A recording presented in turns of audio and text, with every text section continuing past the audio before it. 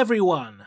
This is Remleiz from 40k Theories, and welcome to this new episode of Adeptus Podcastus. And joining me as always is Tactica Imperialis. Hello everyone! Hello, sorry for missing the last episode, but the reason why is because I've recently welcomed a niece into the world, so yay me, I'm an uncle. Yeah, it should become This is the Year of Parent podcast, isn't it? It has been. Well, I'm not a parent, uncle, but yeah, in my case. Yeah, but, well, yeah. But yeah, like, you've got a kid, Narina's got a kid, my sister's got a kid, it's like everyone's having kids. Yeah, absolutely. I mean, there's going to be an episode at some point where you, me and Narina all happen to have said kids in the same room and do the show, and it'll just be absolute chaos. That would be hilarious. It'll just be screaming. Probably. I mean, well, we'll see how long it takes before you get the luxury. But yes, well, enjoy it as much as, well, I don't know what being the not parent is like, but yes, it is definitely one to look forward to. Well, apparently my job of being uncle is to teach my niece about dinosaurs, so there we go. Well, that's easy enough. I mean, you literally are one, so. Hey, yep. So, in the news this week, not much. It's pretty much just Grotas detachments, but there are a few things. I can't remember if you and Pank last episode talked about Miniature of the Year. We did. I didn't go through the whole list because I couldn't decide who to vote for 40k, and so I sort of just didn't go through the entire list. Did you cast your vote? Fair enough. I cast my vote, yeah. For Age of Sigmar, Usheran. It had to be Usheran. I'm sorry. Usheran's a great. Usheran's a great shout. Yeah, that was the one I picked. I'm trying to remember who else I actually voted for. I think for Horus Heresy, I voted for Endred Har.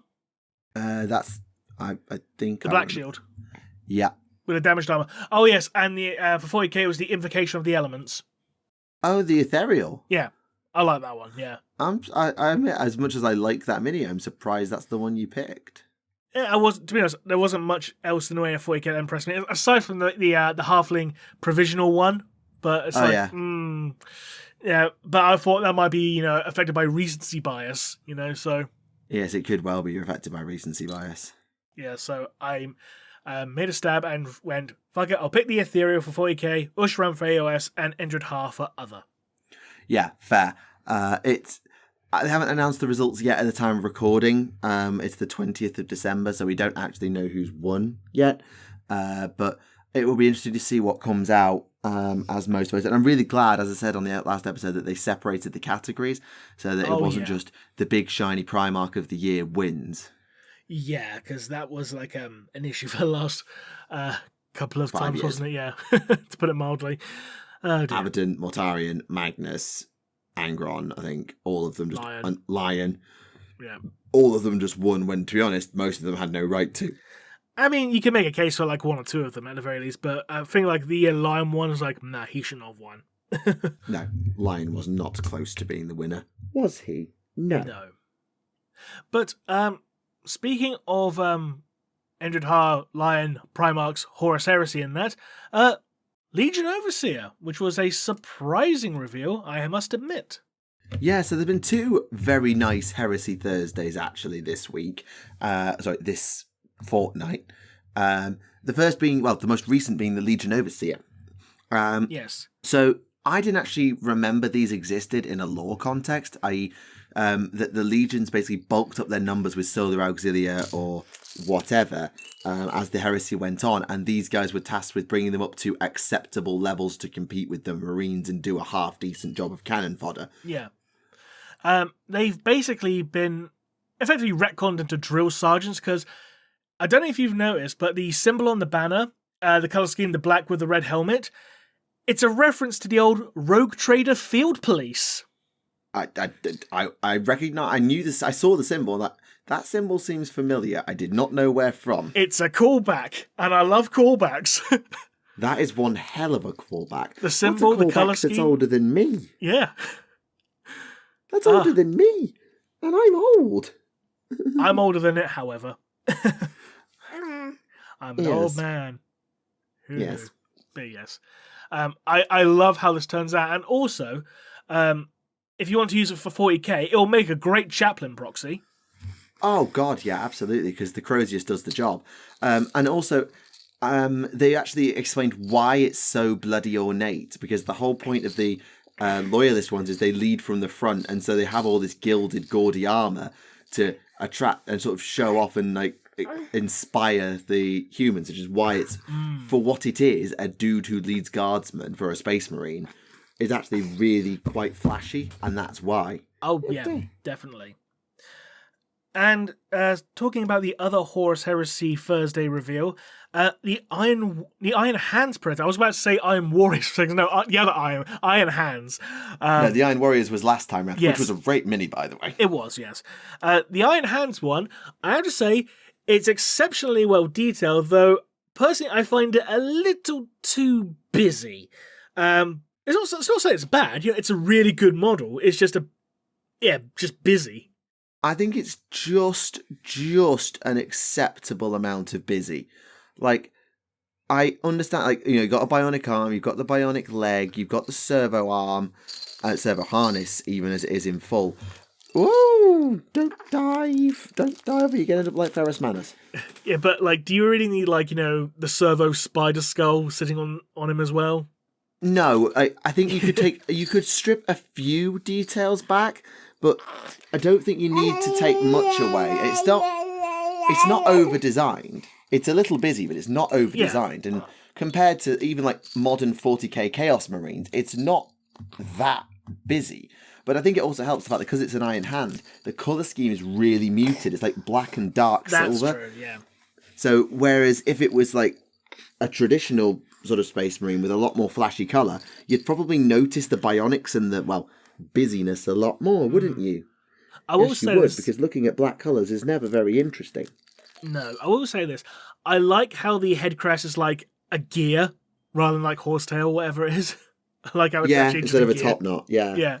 Well, not even as a top knot, like, you know, the Roman Centurion horsetail crest I was referring to. Oh, yeah, of course. Sorry, I forgot that was what its title was. But yeah, it's not on the level of the Iron Warriors Praetor that they've done the previous cycle, but it is a suitable Praetor for the Iron Hands. I think, though, it would probably... I know it wouldn't make sense for it to be in Terminator armor with the servo stuff, but the Iron Hands, like the Iron Warriors, just seem more suited to big, bulky Terminator armor. Yeah. Yeah, I agree. Yeah. What else we got on the news? Oh, yes. The official Imperial hymn. That dropped the other day as well on the Warhammer Today, TV actually, channel. I think. Or was it yesterday? It was yesterday. That time of recording. Yesterday. Yes. Yeah. Now, there are lyrics and a video to go with it. I have not watched them. The funny thing is that the Warhammer community team basically said they had to codify High Gothic. Like, they've actually had to write High Gothic in order and like what the words actually mean in order to create this. And they sort of drop it in that maybe somewhere in the deepest archives of Warhammer world is a proper translation guide for High Gothic in English or something. Apparently, this High Gothic, not only does it include Latin, but also apparently also incorporates elements from Sanskrit and Hebrew as well. Well, it makes sense. I mean, obviously, the Emperor... actually, do we know High Gothic is the Emperor's language? I know it's the Imperial's, but does it come from the Emperor or does it predate him? I'm pretty sure the Emperor predates Latin as a thing, which is what most High Gothic's based on. Well, yeah, but in terms of, like, was Terra using High Gothic and Low Gothic before the Unification Wars, is my point. I have no idea. That's a random question that just crossed my mind. Like, is it the language the Emperor brought to the Imperium, or is it human language, is just how human language evolved? I think it was just how human language evolved, considering that, you know, I'm fairly sure during the Great Crusade, there were instances of world-speaking dialects of High Gothic that were, like, had very strong accents or were slightly different, so I guess Gothic was just, you know, what humans just spoke before expanding, you know, into the galaxy, so if I had to guess anyway, enough. So. But yeah, this hymn itself, I've listened through it, it's a very nice hymn, you know, I can't complain about the hymn itself, I generally can't, it's really nice. What I can complain about is the animation for the video, because they've got this filter over it, which I can see what they were going for. They were trying to make it look like an oil painting that had come to life, but it does not work. It genuinely does not work. I mean, to be honest, like when I first saw it, like before I realized like they were trying to make it look like an oil painting, I thought it was done like using generic AI slop. That's how bad I thought it looked, personally. Like, again, I understood after reading through, I understand what they're going for, but it just didn't work. Like, personally, I would have thought it would look better if they didn't have a filter, but if they needed to have a filter to make it look like, art, they probably would have been better off using, like, a crosshatch watercolor filter. Something similar to the video game Valkyria Chronicles, because I had, like, a watercolor filter, and that looks fine, because you can still make out the model details, like, you can still make out all the definition on this, but the oil painting one, it just makes everything look smudged and, like, blurry, and it looks fucking horrible. I'm sorry. Basically, listen with headphones, but don't watch it. Yeah, again, I think it would have been better without the filter entirely, because that filter just ruins it. But again, I understand what they were trying to go for, it just didn't work. Great idea, crap execution, kind of thing. Standard GW stuff. Ayo. That was harsh. That was a little bit harsh.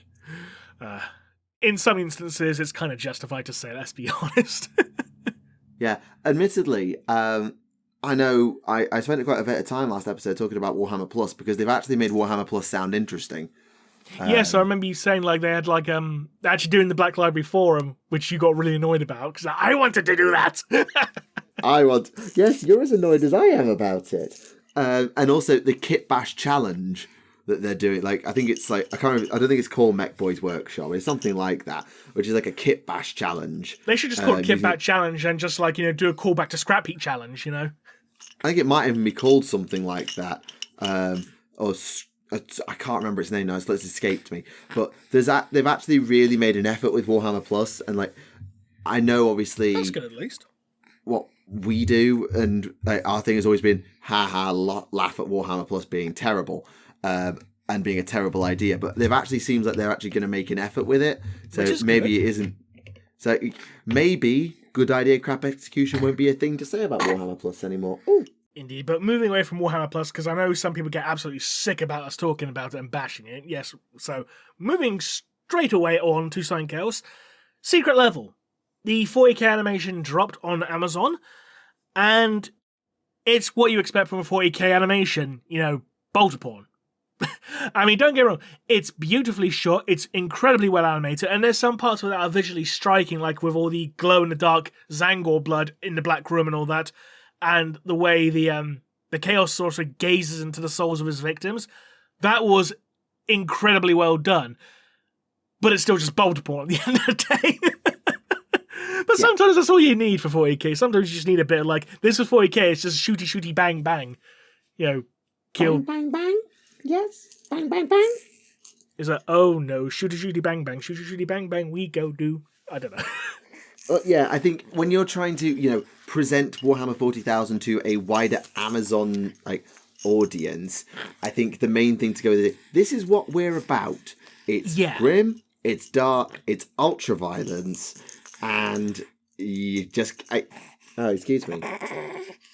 Yeah, all her was squeaking. Yeah, well, yes. Sometimes she has gone a bit squeaky this past bit of time, but yes, I know what you mean. Like, you've got to get the basics across before you can do the complex, nuanced storytelling, don't you? Yeah. I have to say, you've gone very muffled all of a sudden. Oh, sorry, I'm talking to her. Sorry, my bad. Am I all right now? Yeah, you're fine now. Yeah. Sorry, that's just because I'm looking off to one side. Fair enough. Sorry. No worries. I mean, yeah, the artwork done in it is really impressive. Like, is it supposed? I know the whole thing of everything is canon, not everything is true. But is this supposed to be like a canon follow? Because it's set after Space Marine 2, isn't it? Yeah. Is it meant to be canon? Because I know it's Titus. Unless I see anything saying to the contrary, I assume so. Because it's tying directly to Space Marine 2, and Space Marine 2 apparently is canon, so... Yeah, considering that Titus actually has a mini, so yeah, I assume so. Yeah, fair. Just checking, because I know it doesn't really do any, like, big, outstanding lore bombs or plot reveals in there. I know that, but no, yeah, there's nothing to learn from this one, as it were. It's just like, go ahead, turn your brain off, have a good time. Yeah, it would have been funny if Leandros had just shown up at the end and gone, this was still not good enough. I'm just like, it hammers home the point to the viewer of, all this is not, heroic. This is just the day job. But Yeah. And also been a great way of just further pissing off Space Marine 2 fans who hate, or Space Marine fans who hate the Andros. But, oh well. But speaking of spectacular, moving to Necromunda, we're finally getting the Cyber Geishas. Right, explain that to the rest of us who don't know everything about Necromunda. Yes. So basically, these are members of a noble house called House Ty, I believe they're called. I've heard of them. Who allegedly trace their origins all the way back to ancient Japan on Terra. Well, it's called the Nihon Empire and the Dragon Islands. It's Japan, because they're dressed as geishas, so... And also, the best thing about them, their version of the Imperial Aquila, instead of being an eagle, it's a dragon. That's awesome. I can't believe they're allowed to get away with that, but then it's Necromunda. You can get away with anything on Necromunda, didn't you know? Yes. So, these two characters here, one of them is a Psyker, and the other one is a blank. And they both look awesome. Yeah, I'd gathered the Psyker from the one with the fan as being a Psyker. I think anyone who knows anything about 40k could look at that and go, yeah, that's a Psyker in a fancy robe. Yeah, even you worked it out. Yeah, all right. Even you worked it out. But the other one being a blank in the same place as a Psyker, well... The reason why the blank is with her is to keep her power in check. Oh, I see. Right. It's like if we had a mute button when you had a tantrum. I understand. Doesn't solve the problem, but it at least drops the noise level. I understand now. Exactly. Admittedly, most Psykers can't even operate in the vicinity of blank, so she must be bloody powerful. Oh yeah, and apparently these two always operate in twos. These are hangers-on for House Ty. Oh yeah, because if the Psykers require blanks to restrain them, then you don't send the Psyker out without the blank, and you don't send the blank out in case they die and you haven't got enough to manage the Psykers. Goes without saying. I forgot to mention the actual term for these two is the Onmyodo Coven. I don't know Does anyone in comments? Does anyone speak Japanese and have any idea if that's a reference? Who knows? It might be. It might be some obscure anime reference. We don't know.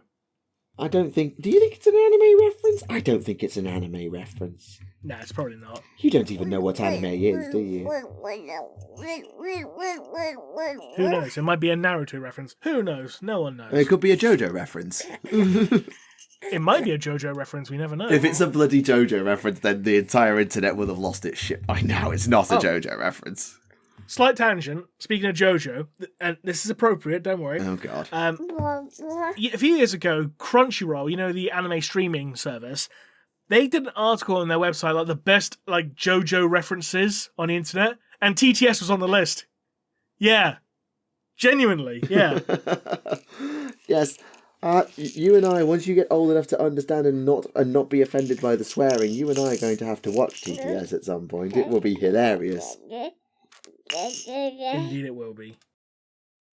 Bless her. As much as I don't think... I'm surprised no one's done... with Alpha's permission and things. I'm surprised no one's done TTS. What I know people used to do reacts videos to TTS, but it would be really fun. How people movie marathon Lord of the Rings and things like that. Just have someone who's a Warhammer Twitch streamer do a TTS watch-along marathon. I think Aurelia Tempress has done that at least once anyway.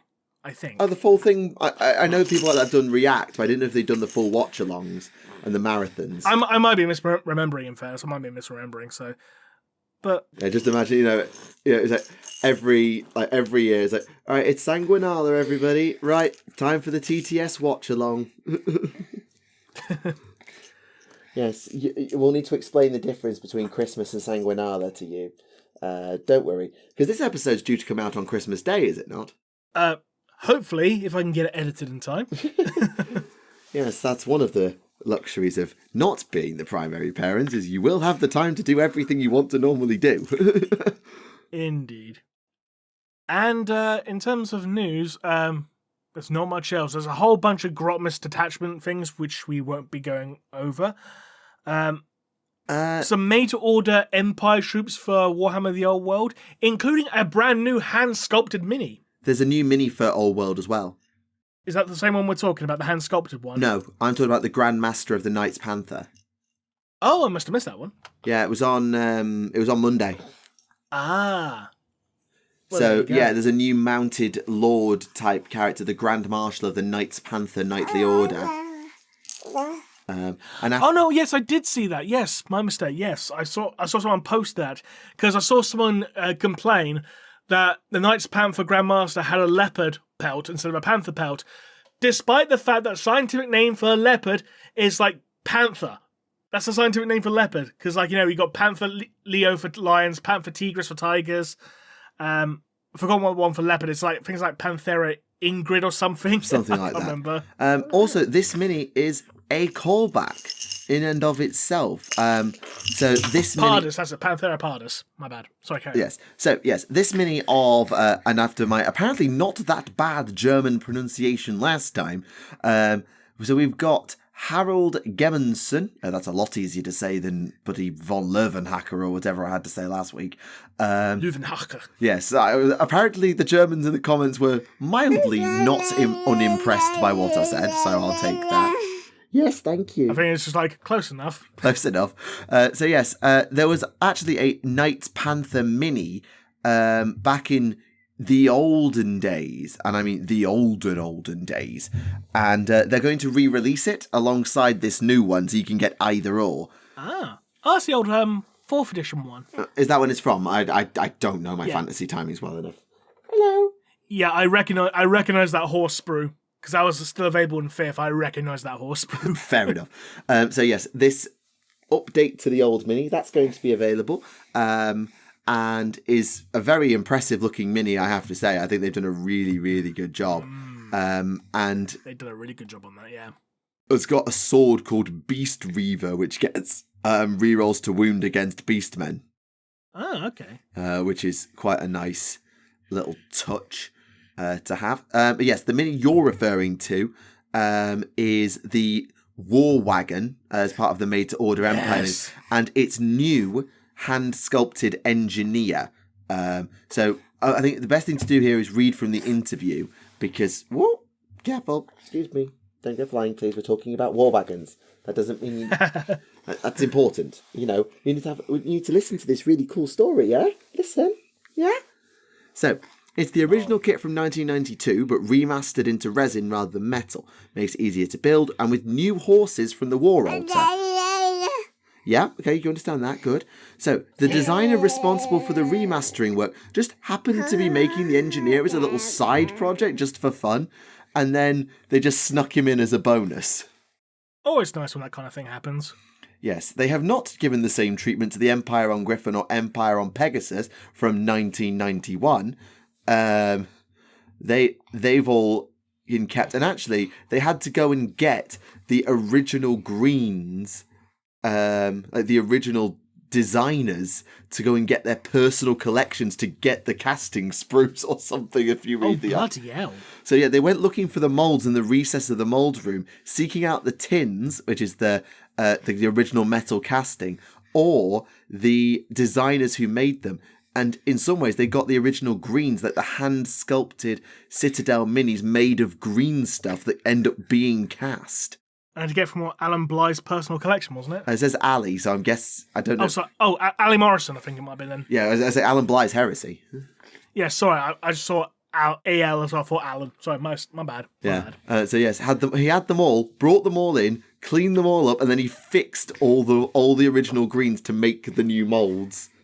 What a Chad.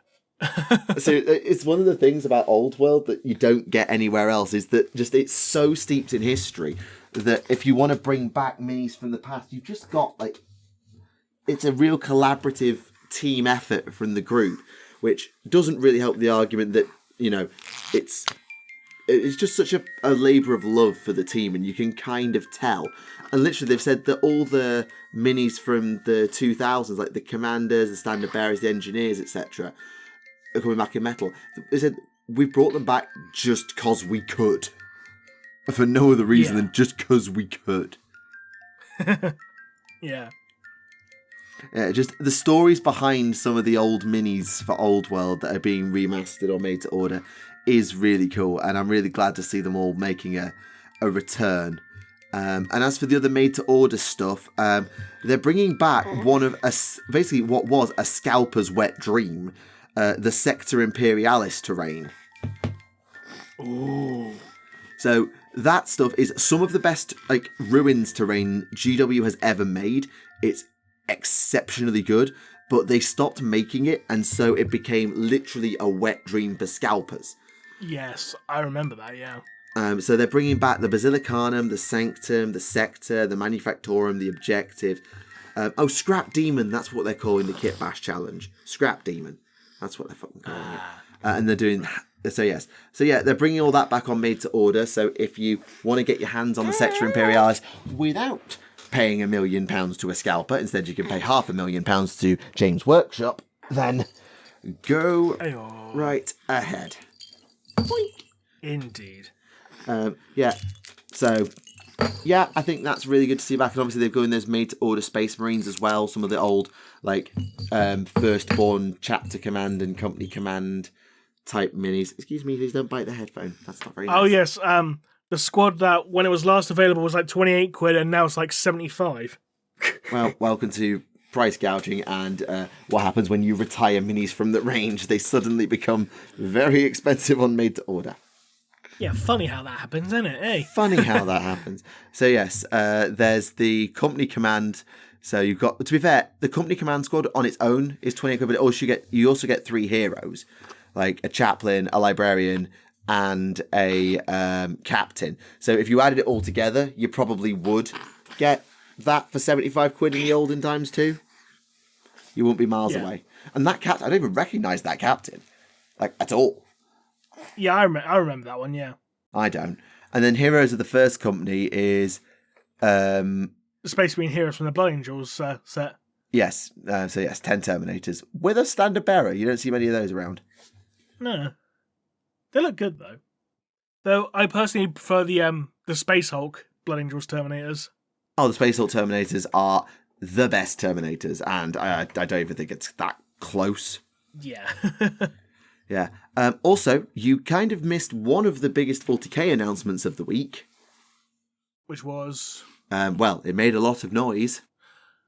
Oh, Amazon have finally finalised the deal with Henry Cavill and the TV show. No? The sonic weapons. Oh, that. Oh. When you talk about something big, I thought you meant something big. It was like, it's just... Yeah, they revealed new noise marine weapons in preparation for the Emperor's Children Galaxy. Yeah, and they look really freaking cool. They do look good. Yeah, I would call it the big bit of news, to be honest. Yeah, the big bit is the Amazon thing, but obviously we know with Secret Level everyone's kind of aware where that is. You also missed one more mini, which is a little... not diorama is the wrong term. It's the Vendenst's mini narrative, commemorative series. That's the one. So it'll be available in store between Boxing Day and January, and then they'll be available online until January the 12th. Is that the Age of Sigmar one? Yeah, the 2 witch hunters, yeah. Right, okay. So they've got a little commemorative mini, which is, it's nice enough. It's hardly going to change the world, but it does exist. They've also done, just for the record, as a PSA, careful, please don't go flying off me like that. That's not nice. A balance data slate for 40k and a battle scroll update for AOS. So just be aware the rules have been tweaked in a few places. I don't play the games enough to really pay attention that much, but they have been tweaked. So please do read them if you haven't played in a bit and want to get a game on. Fair enough. Oh, sleepy. But yeah, aside from the Grotma stuff, that is pretty much it for the news. Aside from a Lord of the Rings mini, but no one gives a shit about that. Yeah. I mean, I will just draw... There's a couple of the Grotmas ones I do want to draw attention to very briefly. So, for example, they've brought back... Oh dear. They've brought back Children of Bile as a faction. Ooh. So that's the Chaos one, is Children of Bile. Yeah. The Orc one lets you play as militaristic blood axes and have tactics, so basically guard orders, but for orcs. Nice. And the Space Marine one, I can't believe I'm saying this, is actually quite interesting, because it lets you basically, you know how the Thousand Sons have the different cults? that let you alternate between magic disciplines. Yeah, well, the Marines have that now, where you can have a detachment of like all your different librarians pick different disciplines turn by turn, and can just get different buffs depending on which discipline they're using that turn. Oh, okay. It brings back like divination, biomancy, all that. I can't remember all the rules verbatim, but I thought that was a really cool little thing to have. And the Dark Eldar one, excuse me, baby, I'm trying to put milk in there. You cannot grab it. It's actually a hybrid detachment between Dark Eldar and Quins. Oh. Where basically these are sadistic Harlequins and Drakari together on raid, and they're basically having a bet. Right. Of who can commit the most atrocities. Oh dear. So there's a wager on as the faction rule, and if you're winning the wager, then great. If you're losing the wager, you get buffs to try and make you win the wager. And as you do more murder, you start winning the wager. Oh dear. Which I thought was just a really novel way to do it. The guard one is sort of wonky because it's like an elite strike force kind of thing, but you can also call in an orbital assault on your own head. Oh. So there's a stratagem which is on my position, which lets you make an orbital strike on one of your own units in the area around it. Fair enough.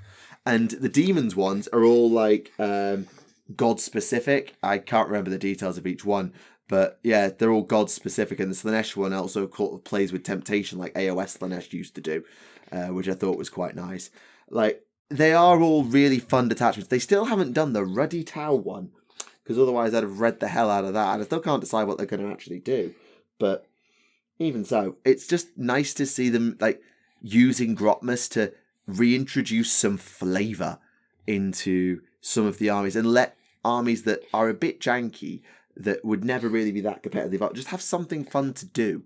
Like, the only way they could have done it even more was introduce Rebel Grots again as a faction, but I don't think even no matter how much Wib praise, I don't think they're ever going to give Rebel Grots a detachment. They should, though. Yes, it would. Considering it's Grotmas, then they should do a Rebel Grot detachment. Yeah, you can have squads of Grots, you can have Killer Cans, Grot tanks, those are all things. Yeah. Killer Cans are piloted by Grots, Grot tanks. Yeah. Yeah. You got the opportunity there. Just take it. Zodgod Wartsnagger, if you want to sort of say, No, just have the Red Gobbo. Have a version of the Red Gobbo. Not the Christmas version, like in the old Gorka Morka version. The communist leader, that one. Yeah, they've done a mini like that of the Red Gobbo as a normal Red Gobbo rather than Christmas version a few years ago. Yeah. They redid him like that. So I think they could have done something with that, and they might still, there's still 4 days to go, and they're running out of factions. So maybe they will, maybe they won't. I don't know. Who knows? Who knows indeed. But yes, I think news-wise we've just about got it covered. Yeah. Because there's absolutely fuck all this week, but never mind. So, quick question. Have you read anything as of late? I started reading the Kotiaz novel. I've managed to read, I think I'm on chapter 6. I was on chapter 3 that the last episode. I've read a little bit more Any good? of the Kotiaz novel Demon Hammer, but I'm barely at the point where you consider it spoilers. So I'll let you do whatever you've been doing first, because you told me you finally got the Exorcist novel done. Yes, I finally finished with Oath of Damnation, so I can finally talk about it. Hooray! It only took 2 months to finally talk about it on the show. Was it worth the wait? Yeah, I'd say so. Yeah. Right, so, to recap briefly, the Exorcists are travelling to this world that's got a chaos cult uprising fighting against the Astral Militarum, because they're in search of a being called the Broken One. The Broken One is basically one of those failed Primaris, failed spaceman aspirants who's used as a host for sticking all their demons in for their possession therapy and all that. Yep. This one was taken over by a very powerful demon of Khorne called the Red Marshal, who prior to his imprisonment was actually one of the generals of Khorne's armies. A very high-ranking bloodthirster. So yeah, and on this world, the Wordbearers are also looking for the Broken One, because they're after the Red Marshal specifically because the sorcerer of the warband believes that if he can bind the Red Marshal, he can then ascend to demonhood. So the Exorcists are trying to stop it. So that's where we are so far. So we cut to a scene where the Exorcists are aiding the Imperial Guard in attacking a traitor fortification. And as they're storming the outpost, the military bombardment basically blows a hole open in the ground to reveal a series of underground trenches, tunnels, catacombs, a whole bunch of underground tunnels, basically. And the group's librarian, who's called Vey, he basically goes, all these tunnels. Okay, so I think the broken one's down here, and I think the word bearers are after him, so we're probably, best off going in these tunnels to look for him. Makes sense. Okay, let's go, lads. And as they're going in the tunnels to look for him, the broken one, he's halfway down the tunnels, but every now and again he's like smashing at the support struts, but the Red Marshal isn't controlling the host doing that. It's the actual Primaris Marine himself doing it. And the Red Marshal goes, hang on, this twat wants to try and get me buried under all this hundreds and hundreds of tons of rubble. Oh no, I am not sticking for that. No, sir. I've got to nip this in the bud right now. So he retreats into the Primaris Marine's mind, and the representation of the Broken One's mind is a church. Okay? I mean, that makes sense. It is the Imperium. Yep. And the Red Marshal, in his true demonic form, he's basically walking down the aisle of this church, and he sees a figure in a robe, sitting in one of the pews reading a book. Goes up to him, grabs him, pulls the hood back, and it's a plague bearer. And the plague bearer's like, do you mind? I was reading that book. Why is there a plague bearer inside this exorcist's head? Because the broken one was used to house multiple demonic spirits. What, at once? So he's got a whole bunch of them inside of him. What, at once? Yeah, at once. I didn't think that's how the Exorcist operated. It's only for the broken ones. The broken ones are basically the failed aspirants, essentially. Yeah, but I got that, but once they'd failed, I didn't realise that they just kept dumping more demons into them. Yeah, they use them as a prison. So, right, okay, we're going to take this one out, put him in here for your ritual. Okay, now it's out, we're going to put him back. It's basically like taking something out of the cupboard and putting it back in. They're literally used as living prisons for demons. They can't bind them in objects, they bind them in people. God, that. Yeah. You forget just how messed up the Imperium is sometimes. Oh, yeah, absolutely. The Red Marshal turns and sees the Primaris Marine at the altar praying. Now, the Primaris Marine, at this point, he looks very thin, very sickly, because that's a representation of his soul, just struggling to keep all the demons contained within him. Logical. It's a losing battle, essentially. Of course it is. And the Red Marshal just goes, right, I'm going to smack the shit out of you for trying to defy me. Just beats the shit out of him. And then he hears a woman behind him telling him to stop. He turns around and he sees what is effectively a very stereotypical barbarian warrior woman. A woman clad in furs and skulls with a big scar across her face. And the Red what the Dark Oath looked like. Yeah, essentially. And the Red Marshal just looks at her and goes, yeah, you can fucking drop that guys right now. You're not fooling anyone, love. And the barbarian turns into a demonette. Right, that makes sense. And says you might not want to kill this host. And why not? Well, I'm fine if you kill the host, because that means I'm free. I can go back to the warp and do whatever the fuck I want. But you're trying to win back, Khorne's favour. And if you, get banished before you can do that, you'll just look like a complete fucking failure. It'll just piss Khorne off, wouldn't it? So maybe basically. I should take control of the host instead. And Red Marshal's like, I don't fucking think so, love. No, I'm in charge because I'm the strongest one here. So the Red Marshal reasserts his dominance over the host, and he starts tearing at his own throat. Like the host's throat, I should say, rather. So he's bleeding onto the ground and all that. And he says, Khorne, look at all this blood I'm spilling for you right now. If you grant me my power back, I can spill even more for you. Can you do that for me? No, of course Khorne will not do that. Khorne never listens. No, Khorne does listen. He's like, yeah, I'll give you a bit of your power back. So the broken one starts growing horns and the tail and stubby wings and all that. To give kind of like a halfway apotheosis type thing, but not quite, essentially. Yeah, no, not Demon Prince. Demon Squire. Yes. And shortly after this happens, he's found by the word bearers, and the Red Marshal's like, Khorne's also sending me minions to do my dirty work for me. Excellent, you can serve me. The sorcerer's having none of that. Yeah, exactly. The word bearer's like, lol, no, power word bind. It's like, oh, god damn it! Yes, Khorne was not sending you minions. Khorne was sending you your next challenge. Yeah, and he immediately got bound to them. And as that happens, the Exorcists show up, firefight ensues, the word bearers, half the word bearers escape with the Red Marshal, the other one stay to fend off the Exorcists. They get slaughtered. But as this is happening, the tunnels start collapsing around them, so they have to escape.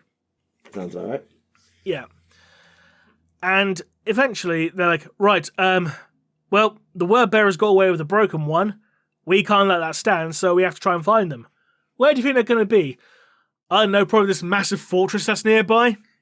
I mean, that makes sense. Yeah, that makes sense, yeah. If you're going to hide a demon somewhere, hide it in a giant whack-off fortress. Why not? Exactly. So they get picked up by an Overlord dropship. But as they... Wait. What's an Overlord dropship again? Something even bigger than a Thunderhawk and a Stormbird. Why the hell have I never heard of that? Because they don't have tabletop minis. No, but I've read so many books and doing so much heresy lore and things like that. I've never even seen it written anywhere. That's bad on me. That's a fail on my part. Yeah, Overlord gun. I mean, sorry. Someone's done like fan art of an Overlord gunship, and they are basically huge. Like, are we talking like Voidcraft, like huge? I'd say like Tau Manta sized. Tau Manta. Okay, I can work with that. Yeah. But as they're boarding the craft, they stopped by one of the team's eliminators. You know, one of those Primaris means with the last fusel. Yeah. And it's like, librarian, can I talk to you in private? And Vay's thinking, hang on, this is a bit weird because he and I are from different cults in the chapter, and generally the cults don't interact with each other outside of battle. So if he's willing to get reprimanded for this, it must be important. What's up? I want to talk to you about a vision I had. Oh no. A vision. And you're not psychic. No. But I feel I need to tell you anyway. I saw a vision of you and the Sinslayer. The Sinslayer was the guy previously described who also had a vision of fighting the Red Marshal. Red Marshal was actually his Never brother. The demon that was actually bonded to him during his initiation. Right. And the Eliminator says, yes, I saw a vision of you and the Sinslayer fighting, and you were corrupted by chaos. Dun dun dun. Right. Thank you for letting me know. Fuck. Okay. We'll deal with it later. We got work to do. Come on. So the librarian's basically been told, you're doomed. According to random non-psychic jabroni, you're doomed. Pretty much. But they go to the fortress where the word bearers are located, and they have two teams attack the base. One's a diversionary team, and one's approaching the fortress from below. The Sinslayer is leading the underground team, and the Eliminators are basically taking care of the diversionary, side of things, just going shooty, pew, pew, pew, pew, pew. Suppressive fire, yeah. Yeah, exactly. Now, while this is happening, the sorcerer of the Wordbearers warband, who's known as the Blind Shepherd, because he's blind and he has a shepherd's crook as a staff, symbolism and all that. Shepherd. That's not even symbolism. That is so far on the head. That's not symbolism. That's nail on the head. No. There's more nail on the head later, but I'll get to that when I get to it. Okay, thanks for the warning. Are we in spoiler territory, by the way? This book's been out a while, so it's fine. Okay. But yeah, the Blind Shepherd is performing his rituals like, yes, once I drain your power, Red Marshal, I shall ascend to demonhood, because I have spoken to all these demons, and they all said, yes, if I bind you and gain your power, I will become a demon myself. Woo! And Red Marshal's like, you got me monologuing. And Red Marshal's like, yeah, once I get out of this binding suck, I'm going to rip your fucking head off. Yeah, literally, this is Syndrome and Mr. Incredible. He's monologuing. The Sinslayer is basically fighting his way up with a bunch of other Reavers. They're butchering their way through the Chaos Cultists. They fight their way through some more Wordbearers. And at the apex of the ritual, the summoning circle is broken. Okay, you have a lot to say about the Exorcists, apparently. Excuse me. Sorry. I was just bear. I think she was doing a simulation of all the fighting of the bang, bang, bang, bang, bang, and bolt gun to everything. But yeah, at the apex of the ritual, the Red Marshal lashes out and grabs the sorcerer, and the sorcerer's like, "What? How can this be?" It's like, "You simple fool! This was never about you ascending to demonhood. We'll never let you ascend to demonhood. It was about empowering me and freeing me, so I can, serve the blood god. Blah blah blah. I kill you now." So the blind shepherd's dead. It was me, Austin. It was me all along. Yes, and the Red Marshal teleports away in a flash of red lightning, and as he does so, pretty much everyone in the immediate vicinity goes into a blood rage and starts attacking each other. The Chaos Cultists are basically, killing each other. The Word Bearers are eating each other's faces. It's the Red Thirst. Kind of, but not quite. But yes. The Exorcists are fine, though, because they train to deal with this thing, and the fact that their souls have been shattered like glass, so not much of a hold on them. But the last surviving Word Bearer, he comes, he regains his senses. He's like, "Oh, I've just eaten my best friend. Oh, the Exorcists are killing off the survivors. Oh, well, nothing for it." And he kills himself. It's like, oh, okay then. I expected more from a Word Bearer, but again, it is a Word Bearer. But anyway. That is such Word Bearer slander. That is uncalled for Word Bearer slander. That is uncalled for, Remleiz. I never figured you to be one to defend the Word Bearers. I'm not a fan of the Word Bearers, but not to say that my Chaos Marines are Word Bearers that are painted as Word Bearers. Oh, you poor girl. But anyway, back to the story. That or paint Alpha Legion because I like cultists. But anyway, yes, carry on. Yes. So after that, they realise that the Red Marshal has teleported himself to a monument on the planet called the Tower of the Praetorian, because as it turns out, thousands of years ago, the Imperial Fists were on this planet, and as we know, because of the stupid retcon, Exorcists are Imperial Fist successors. It's stupid still, I don't care, but I've already gone out of my system, or have I? Who knows? Check out my video for more. But anyway, yes, so they go to the Tower of the Praetorian, where a warp gate has been opened upon it, and the Red Marshal has got an army of bloodletters coming through, and fleshhounds that are described as having the old OG 2nd edition 40k colour scheme with the green frills. I love that detail. Thank you, Robbie. And a big fight ensues. The Sin Slayer is, fighting against the Red Marshal and all this, blah, blah, blah. The Red Marshal is now fully transformed into his Bloodthirster form. Now he's no longer the Primaris Marine now. He's just, a demon now. And one thing I forgot to mention before this fight took place, as they were travelling to the Tower of the Praetorian, they says to the Sin Slayer, Zaidu, you have to do exactly what I say because, shit's going to go down and, you're going to have to do exactly what I say when the time comes. So keep that in mind. It's the Doctor Strange thing. Yes. Yes, exactly. If I tell you what'll happen, it won't happen. You've got to just trust my judgment on this. Pretty much, yes. But anyway, the Exorcists are dealing with the demons. Zaidu is fighting against the Red Marshal. Vey joins him with the fight, but Vey has been weakened over the course of the last few hours of fighting because, psychic energy and all that, and it's a warp gate that's draining him and all that. He's Makes just a sense. very tired old man. So as they're fighting, Vey stabs the Red Marshal with his Force Sword. But they don't call it a Force Sword or people will get confused. A Force Sword. Vey stabs the Red Marshal with his Force Sword, and the demon's not that hurt by it because he can't actually channel his power into it because he's so tired and he's so weakened. He can't channel his energy through it to hurt the demon. So what he does, he reverses all the sigils on it with his mind and starts draining the Red Marshal's power into the sword. Oh, God, it's the reverse weird boy trick. Yeah.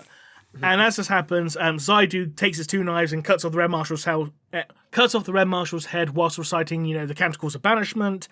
And Red Marshal's body disintegrates and is banished. However, and by the Red Marshal's body, we mean the Broken One's body, or is that left behind? The Broken One's body was destroyed after he ascended true demonhood again. Oh, fair enough. Yes, this is just his physical form from his Bloodthirster body. Yeah, fair enough. I didn't know if it had been mutated into the Bloodthirster body, and you said it had been mutated. I didn't know if it was just like a full-on mutation, or he just discarded the mortal shell, or what. I wasn't sure. Yeah, sorry, I should have clarified it. My bad. No, it's fine. I know my demonic possession. I just had to double check. But it's like, hooray, we've killed the Red Marshal. Oh no, he's possessed the librarian. I was going to say, or have we? Yeah, exactly. So Zaidu and the librarian start fighting. And as this is happening, with the demons of Khorne still fighting the Exorcists, a bunch of Siege demons start coming through the portal as well. It's like, hello, we're here too now.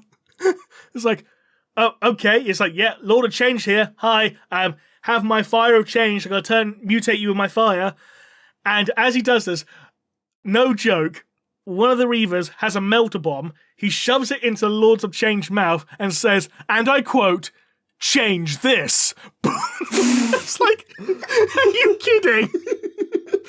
No joke, that's a direct quote. Change this. It's such an action hero stereotype quote. That's awful.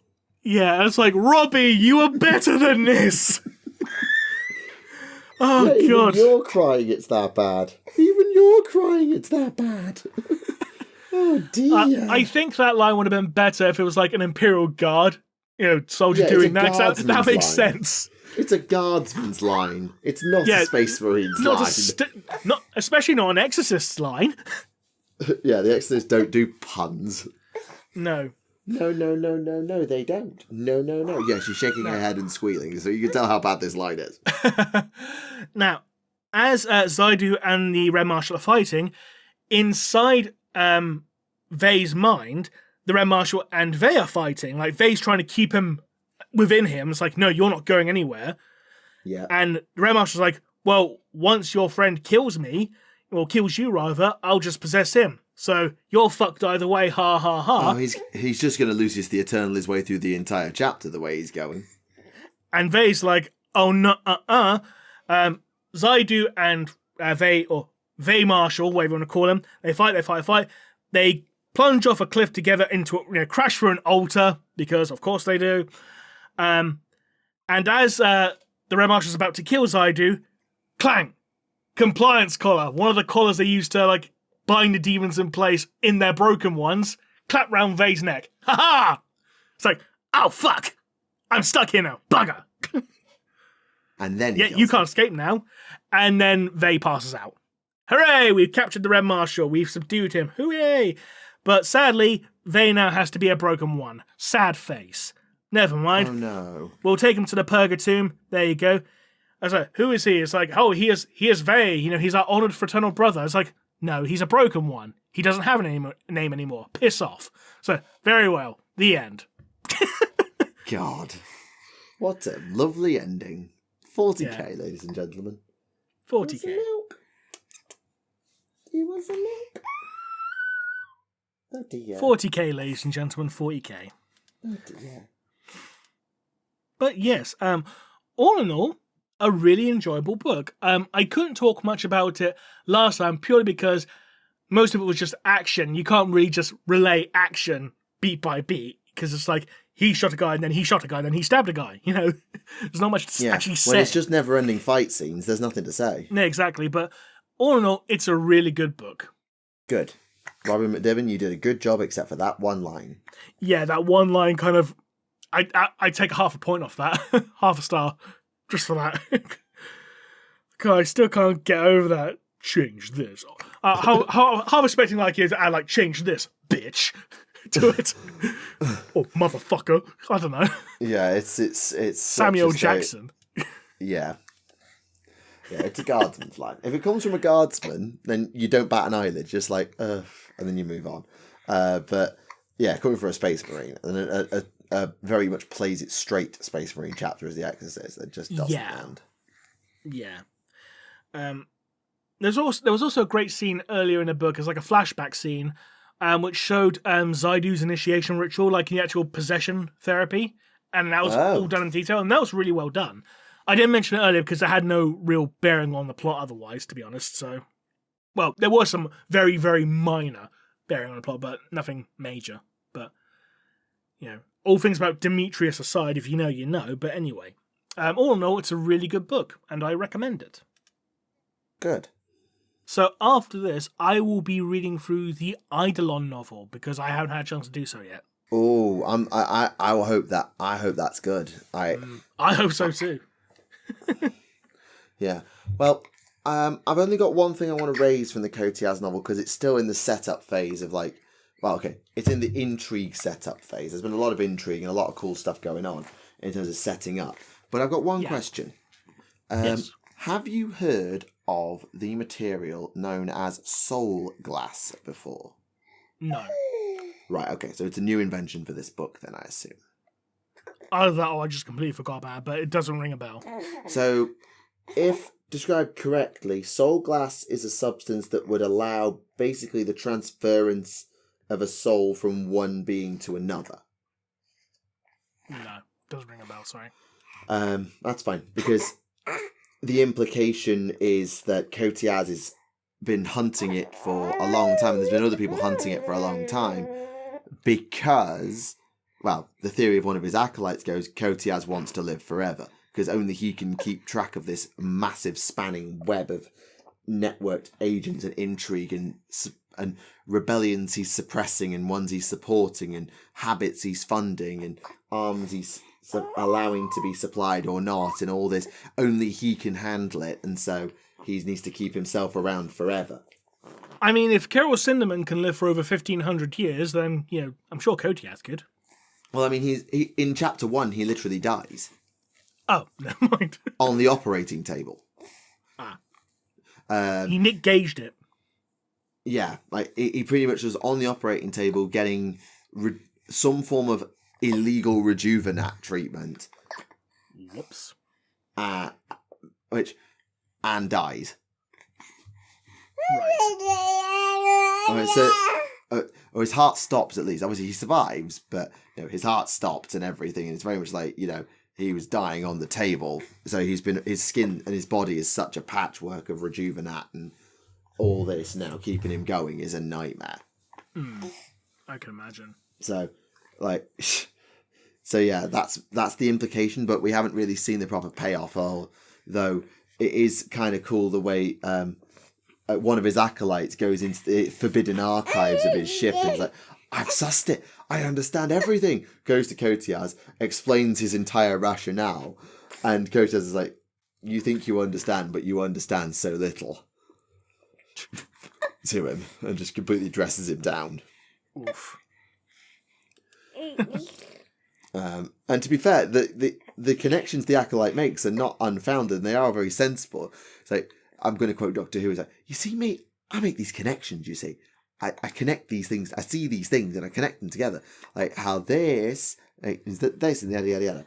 I'm paraphrasing David Tennant there. But he does all this buried around in Kotiaz's data archives of this rogue agent of his, and it's just like, oh, I've got it. And then Kotiaz is like, what did you learn? And I learned nothing. And I'm so disappointed. Aw. Yes, Kotiaz is being made to be dick, but not an unlikable one. Just, he is 10,000 steps ahead of everybody else, and he and everybody else knows it. Playing 4D chess. Oh, he's playing about 8D chess while everyone's still playing 2D. Oh, bloody hell. Yeah. He's got the entire Formosa sector. There is nothing he doesn't know. And, literally one of the connections the acolyte makes is, if you keep funding this governor's alcohol habit, then he'll never deal with that rebellion. And because he never deals with it, you'll need to keep supplying arms to the regiment that's stationed on the planet. And that will keep this manufactorum from doing certain things it's supposed to. And by doing that, it will prevent this planet from falling to heresy. And just making all these 1,000,001 connections. Yeah. That's the 3D chess that everyone thinks Kotiaz is playing. Right. It's not 3D. It's more like 8D. Fair enough. Right. Do we have any questions from last episode? Yes, probably. There's a couple that were to be asked to you that you weren't there for, so I've been asked. Let me just... okay, so there's one... So there was a question about Cawl last week, and I literally haven't got it in front of me. Frick. Oh dear. Oh, yeah, so here's one. Are perpetuals a type of psyker? I assume they mean natural perpetuals, because there are some artificial perpetuals who aren't necessarily psychers. Because I'm pretty sure Dylan Praetor wasn't a psyker. Yeah, because they're arguing that the regenerative power is too powerful to be possible without some form of supernatural explanation. There probably is some supernatural explanation, but I'm not necessarily sure if they are all psychers, because I'm fairly sure there's at least one who isn't. Actually, no, Olivia Soraka. I don't think she was a psyker. No, but they don't mean, like, you know, they have a psychic as it is perpetual, almost like a class of psyker, like a latent class of psyker. I'm not sure if that was actually ever explored. I don't necessarily think so, because you can like artificially create perpetuals. Like if you just bring a dead person back to life, they're a perpetual now. Because that's what happened to John Grammaticus. True. So I think there's something more to it rather than just psychic. I think it's just possibly a space age level science regarding cellular regeneration that we simply don't know about. I don't know. It may not necessarily be psychic nature. It might just be like supercharged cellular regeneration, for like a better term. Kind of like that one species of jellyfish, you know? Maybe. You know what I'm talking about when I talk about a jellyfish, don't you? I think so, yeah. They can grow back if you like completely destroy them, they can still grow back. Yeah, there's like a species of jellyfish that's like, for all intents and purposes, immortal, so yeah. Yeah. Yeah, so I think it's like that, so yeah. If I had to guess. Okay, and with perpetuals, another perpetuals question. Considering that, and I quote, Olanius Pius is the oldest perpetual, is it possible that he was, and I quote, supposed to be the emperor but born too early? Or as a follow-up, is he supposed to be the biblical Adam from Adam and Eve? Yeah, I don't think he was meant to be, you know, the emperor, considering, like, you know, Pius was born, like, I think he was, like, born something like 7,000 years before the emperor. So I think that would have been way too long, way too long a gap between the two, for them to coincide. In regards to Adam, I don't know, because obviously, like, humanity has been around, you know, longer than 15,000 years. It's that civilization is what's relatively recent in the grand scheme of things. I do like the idea of him being the biblical Adam, though. That is kind of cool. I do like that. Yeah, absolutely. There's no idea if it's true, but it's a fun concept. But then the question then becomes, well, A, who is Eve, and B, what happened to her? You could argue that's Erda, because Erda was also, you know, perpetual from, like, you know, at the very least, she was around when the Emperor was around, so... Well, she's the unofficial mother of the Space Marines, so you should say she isn't the mother of all humanity. That would be an awkward relationship, considering, like, you know, Pius was also the Emperor's War Master back when the Emperor was Alexander the Great. So if, like, oh yeah, by the way, Alanius, I'm just, you know, gonna, you know, use your wife to, like, you know, mother my children. It's like, oh, okay. That'd be a bit awkward, wouldn't it? But, yeah, anyway. Moving on. Yeah, and moving on. Future merch idea, a baby onesie that says future Warhammer fiction writer. That's just, I just wanted to shout that comment out because it's just a great comment. Oh, and even more questions about perpetuals. Apparently this is just the perpetuals episode. What would happen if a Kroot ate a perpetual? No idea, considering that there's apparently only one perpetual left in existence aside from the Emperor, and he's a Grey Knight, so you're not going to get anywhere near him, so... Which one's that again? Anvil Thorn. Why did I completely forget that Anvil Thorn was a perpetual? That's awkward. Because Games Workshop completely forgot that Anvil Thorn exists. I don't think he's been mentioned in recent codices, to be honest. Right, sorry, yes, I did hear what you said about, you know, we don't know because Anvil Thorn's been completely, basically, not erased and retconned, just forgotten. Forgotten, yeah. What else have we got? Okay, this is a long one. Have you read A Sermon Hand of Asayan, yes or no? Years ago, yes. Right, okay.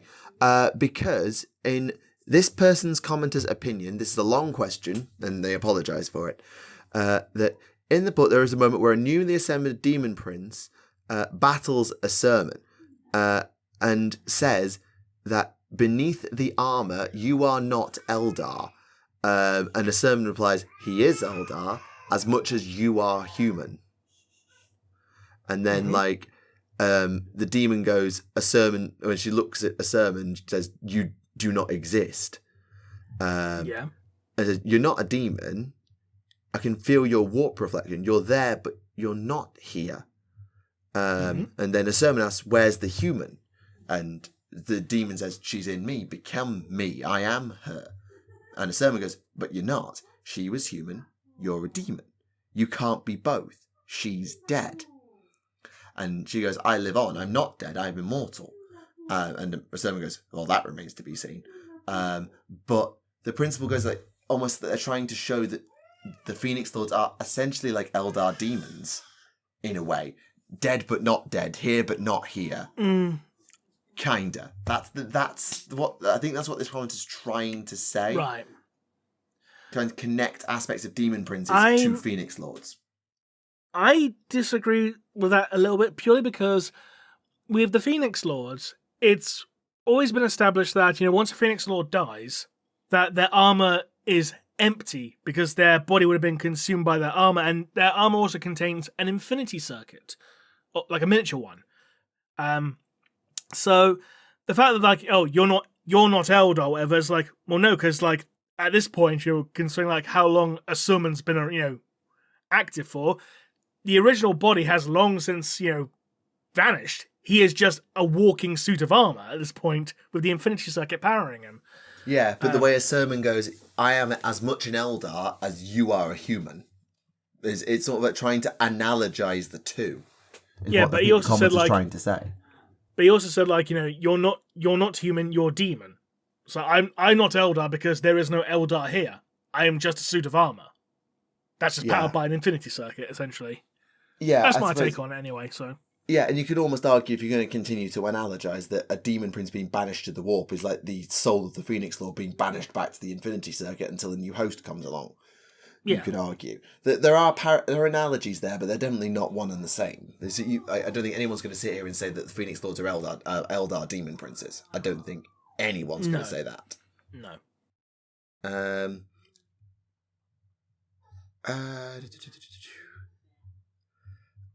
There's one here which is, no, we've got 40k, we've got 30k. Do you think there's any scope for a 20k, a Dark Age of Technology or Age of Strife Old Knight setting? I don't think so, personally. No. Right, let's just see it. There's the one I have missed. I feel like I've missed one. There's one to me, which is, what is your favourite Tau auxiliary miniature? And I don't actually... Oh dear. I don't actually know, because, I really quite like the Kroot Lone Spear, but I don't know. I think the Farstalkers with the Eagles are also really good. I don't honestly know. I own almost all of them, apart from the Farstalkers and a couple of the Kroot heroes. I own every single one, and yet if you ask me to sit here and say which one's my favourite, I'm really struggling. If I had to pick one, I'm going to be cheating somewhat for this one. It's going to be Dayak Grek from Blackstone Fortress. That counts. He's a Kroot. It counts. Yeah. It's a very simple pose, but I just love it. It just conveys, the whole patient hunter sniper aspect of him. So, yeah, I think for me, the Farstalker with the Hawk is probably up there. Although, admittedly, maybe that one's trying too hard. I don't know. Yeah. Right. 3 more. 3 more. So, how do solitaires get made into blanks, since all Eldar are psychers? They're not blanks. Oh. So what has the commenter got wrong? Because I can understand why they might think a solitaire is a blank. I think it's a common misconception I've seen floating around, but they're not blanks. I think the misconception comes from a misinterpretation of their fluff, which says that their soul is basically forfeit to Slaanesh, and some people think that Slaanesh already has their soul, when they don't. It's forfeit upon death. There was one of the Fantasy Flight game books, I think it was the 2nd edition Dark Heresy book, which did give them the Untouchable rule set, which is the same rule set you give to blanks and that. Blanks. But that's completely contradicted by their fluff, describing them.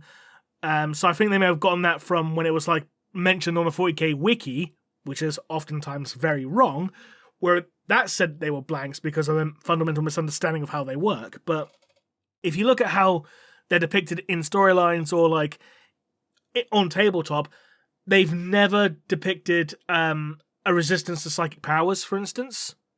They're not immune to it, and the reason why other Eldari feel uncomfortable around them is because of what they represent. They are the embodiment of Slaanesh, essentially, for the Harlequin plays. That's why other Eldari don't like them. It's like, oh god, no, you're the Slaanesh cosplayer, fuck off, kind of thing. Yeah, and actually, I've just gone and read their Lexicanum page because they provide sources. And yeah, it does sort of like conflicting sources. The idea of Dark Heresy 2nd edition, you've got it exactly right. That their souls are forfeit to Slaanesh without Chegarak being able to intervene. Yes. However, of course, that's not true because in the codices before and after this, it says that their souls are up for grabs between Slaanesh and Chegarak, and the odds are in Slaanesh's favour. Yeah, because I vaguely remember like a codex entry saying like their souls are forfeit to Slaanesh unless Chegarak can trick them out of their prize.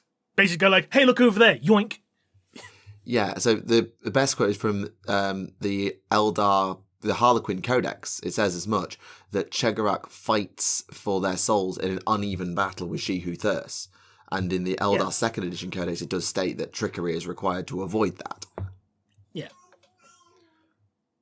So, yeah, I can see why people get that misconception from, because, you know, they make everyone feel remarkably uncomfortable as Eldar. They do sort of see a lot of things that do line up with blanks, but then being affected by psychic powers immediately shows that they are not a blank. Yeah, they have to not be a blank. I just checked like a PDF of a Harlequin Codex, and I can't see anything like in their rule. They don't have a rule to like, you know, make them immune to psychic. They don't like, because like Sisters of Silence have that rule, like, you know, oh, they're like immune to psychic power, or you can like dispel a psychic power or whatever, but nothing like that for Solitaires.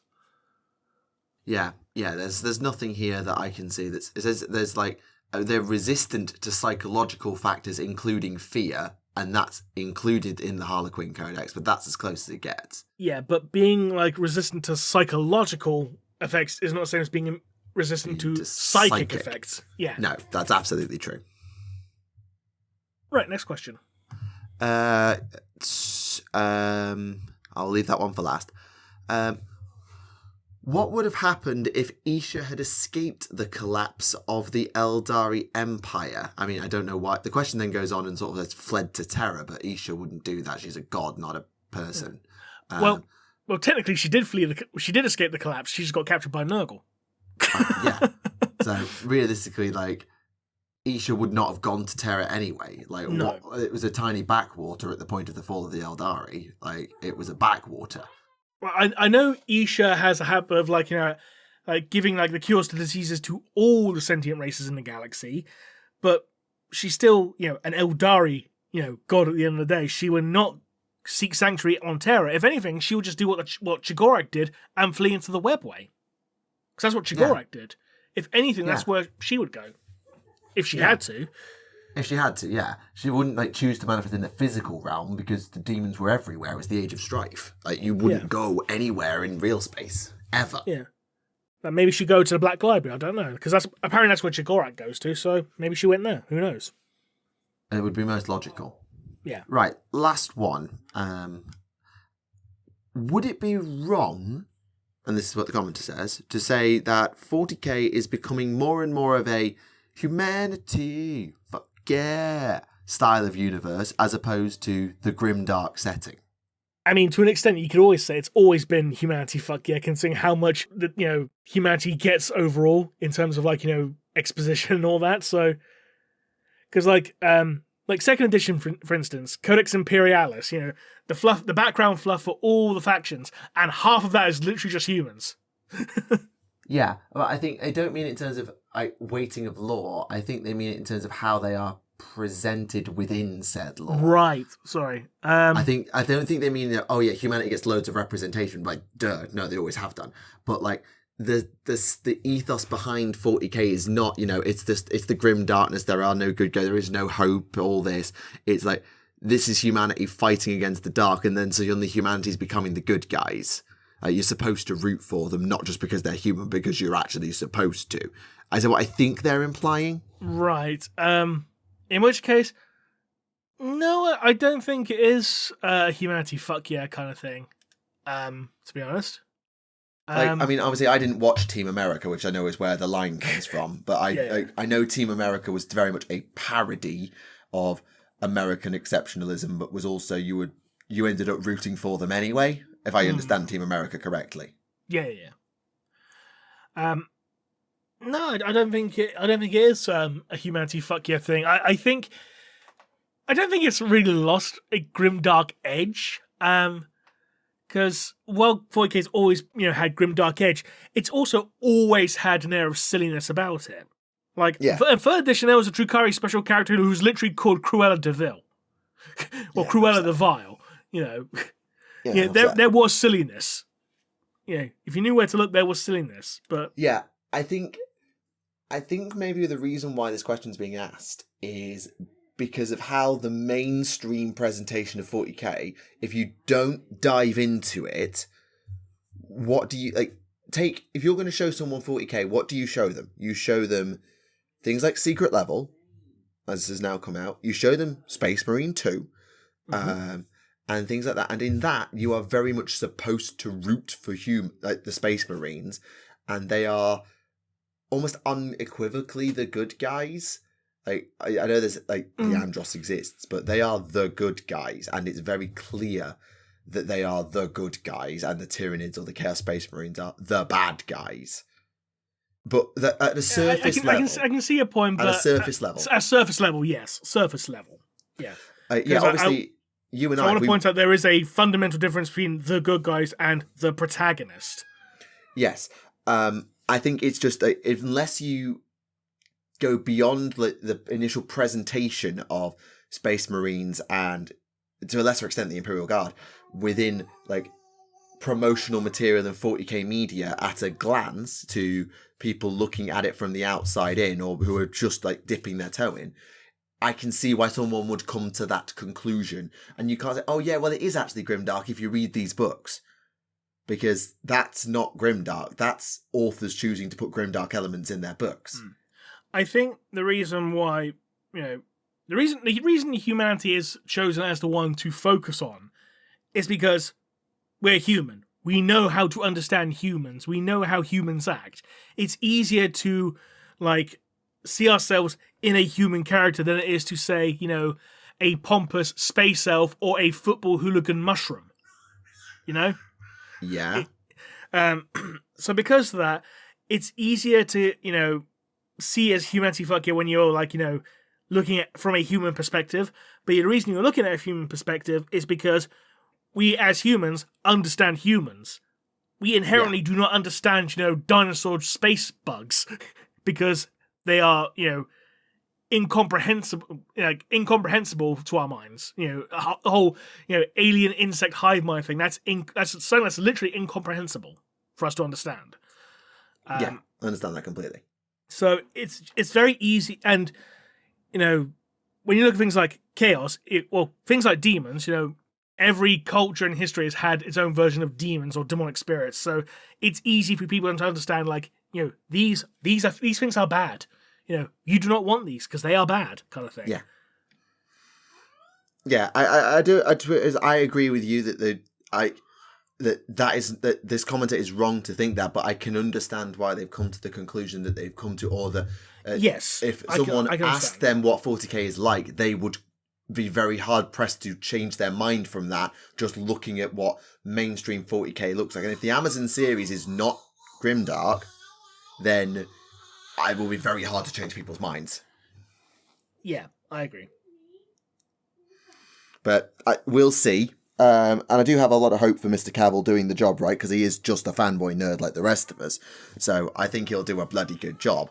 But how they choose to present that will probably define 40k's tone in the eyes of the rest of the world for the next 10 years.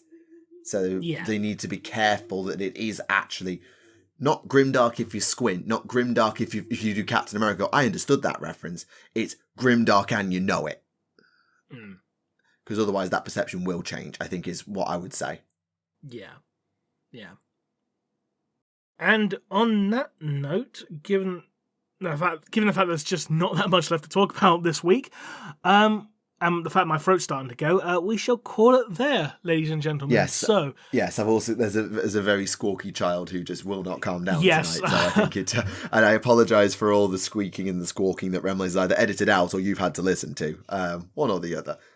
It's fine. People love the third co-host, but anyway. Thank you very much to everyone who tuned in for this episode. We hope you enjoyed it. And until next time, this has been Remleiz from 40k Theories. This has been Neve and Child from Tactica Imperialis. Happy Christmas, and actually by the time we record the next one, Happy New Year. We will see you in 2025. Indeed. What the hell is that sentence? Cheap plug, folyish. But anyway, we'll see you again next time. Bye-bye.